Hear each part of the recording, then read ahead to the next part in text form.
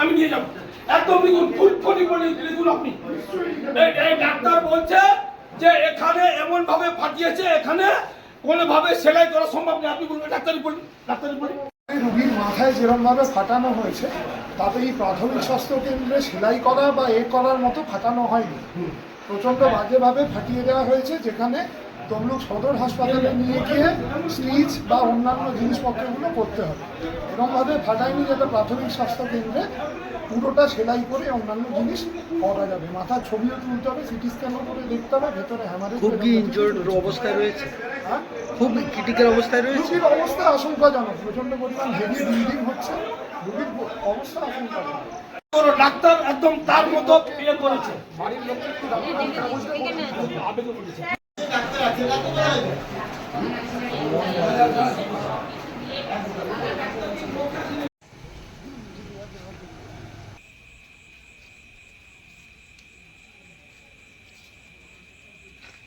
বিজেপির ওই হারমাত বাহিনীগুলো আসছিল, ঘরের কাছে আইসা মা তুলে উল্টাপাল্টা ভাষা বলছিল।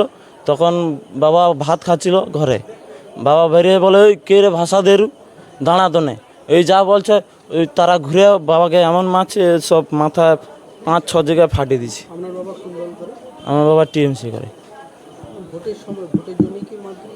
না, ওরা কি জন্য মারছে বুঝতে পারেনি। বাবা তো কোনোদিন অত পার্টিলেও ঘুরেনি, এমনি ওরা গাল দিল, বাবা বেরিয়ে যা বলছে ওরা বাবাকে মারতে উঠছে। বাবাকে হাসপাতালে নিয়ে আসছি, এখানে হবে নি না বলছে। লোহার রড দিয়ে। ওই কালী মন্দিরের কটা বাচ্চা, আমাদের বুথের কটা বাচ্চা, বাইরের বুথে না, ওরা তো মুখ বেঁধে আসছিল। ওরা বিজেপি করে। বলতে পারিনি, ওরা আমার বাবা তো কোনোদিন অত পার্টিলেই ঘুরেনি, সবসময় ঘরেই থাকে। চাচ্ছি ওরা যাতে বাবাকে যেমন মারছে ওদেরকে গ্রেপ্তার করা হোক, ওরা কেন মারছে ওদেরকে গ্রেপ্তার করে জিজ্ঞাসা করা হোক। আমার নাম কৃষ্ণেন্দু বিজলি।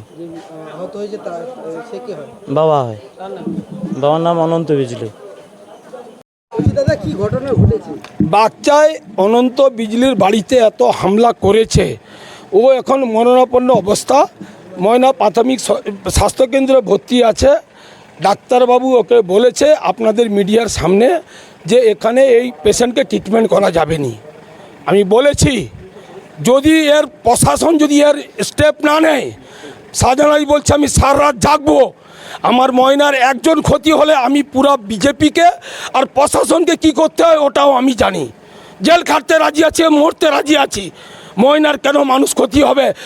যে নির্বাচন কমিশন বলছিল কোনোভাবেই ঝামেলা হবে নি, কেন ঝামেলা হচ্ছে?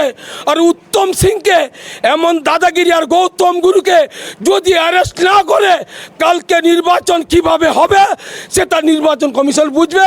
আর ময়না থানার ওসি আর এসডিপিও তার এসপি তার দায়িত্ব নেবে। ময়নার মানুষকে শান্তিভাবে আমি নির্বাচন করতে চাইছি।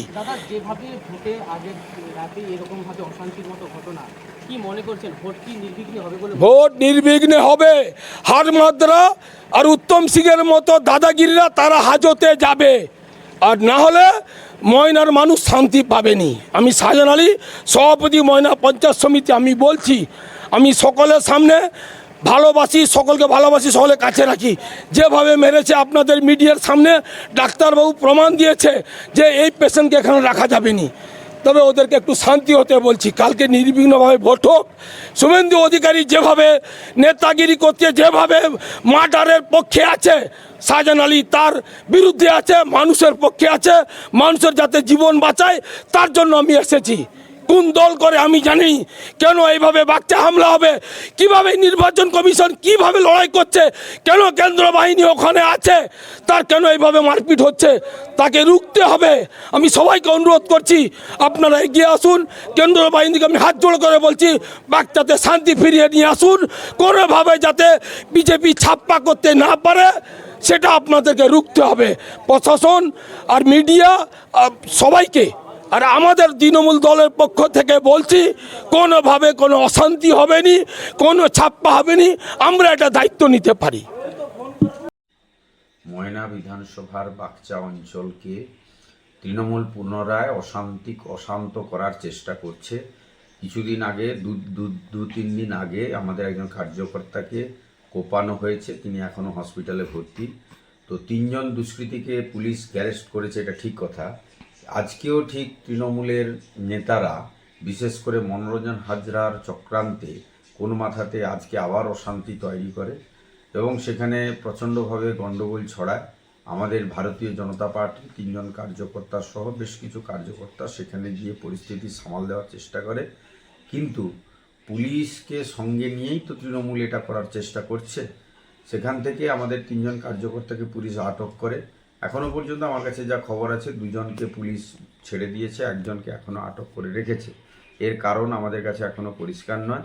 কালকের মধ্যে পুলিশ যদি তাকে না ছেড়ে দেয় তখন কিন্তু আমরা গণতান্ত্রিক আন্দোলনে সামিল হব। তবে যাই হোক, আমাদের তমলুক লোকসভার অধিবাসী বৃন্দ বা ভোটারগণ এবং ময়নার বাগচার ভোটারগণ তারা কি করবে সেটা ঠিক করে নিয়েছে। আমাদের প্রার্থী প্রাক্তন বিচারপতি মাননীয় শ্রী অভিজিৎ গঙ্গোপাধ্যায় মহাশয় বিরাট ব্যবধান নিয়ে এই তমলুক লোকসভা থেকে জয়লাভ করবে। ওই বাগচাতে হয়তো অশান্তি তৈরির চেষ্টা করছেন, ঠিক কথা, এতে মানুষ পা দেবে না এই ফাঁদে। আপনাদের ষড়যন্ত্র মানুষ বুঝে নিয়েছে, পুলিশকে সঙ্গে নিয়ে আপনারা বাগচাকে পুনরায় অশান্ত করার চেষ্টা করছেন। সুতরাং এখানে লাভ হবে না। আমরা এই বাগচা থেকে বিরাট সংখ্যায় আমরা লিড পাবো, এটা আমরা জানি এবং আশাও করছি। তো যাই হোক, এ বিষয়ে আমার আর বিশেষ কিছু বলার নেই। আমি আশিস মণ্ডল, সহসভাপতি ভারতীয় জনতা পার্টি তমলুক সাংগঠনিক জেলা ও বিরোধী দলনেতা তমলুক পঞ্চায়েত সমিতি।